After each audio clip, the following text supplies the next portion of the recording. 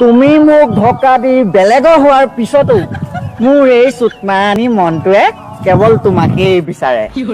এই চাগে সঁচা ভাল পোৱা। তোক দেখিকে না মন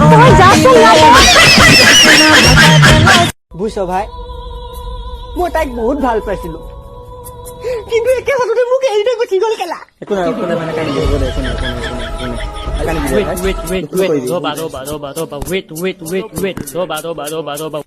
হেল্ল'।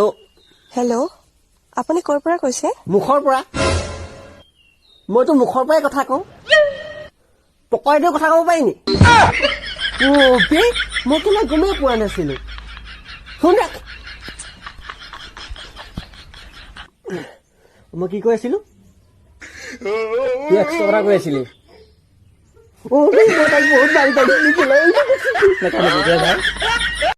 ভাবিছো এইবাৰ গৰম বন্ধত ডুবাইলৈকে ফুৰিবলৈ যাম। তাত আমি গৈ মিয়া খালিফাত আছিম দেই। কেলা মিয়া খালিফা নহয়, বুৰ্জ খালিফা।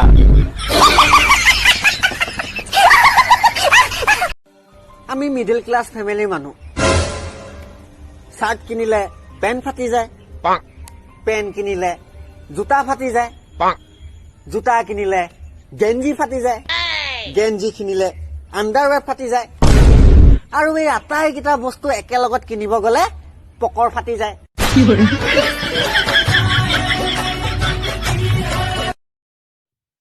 এটা কথা কচোন, প্ৰপ'জ ফাৰ্ষ্ট আমিয়ে দিব লাগে, ৰেষ্টুৰেণ্টত ফাৰ্ষ্ট আমিয়ে নিব লাগে, চিনেমা হললৈও আমিয়ে লৈ যাব লাগে, গিফ্টটো ফাৰ্ষ্ট আমিয়ে দিব লাগে, কাজিয়া হলে চৰিও ফাৰ্ষ্ট আমিয়ে ক'ব লাগে, আৰু ধোকাও ফাৰ্ষ্ট আমিয়ে খাব লাগে।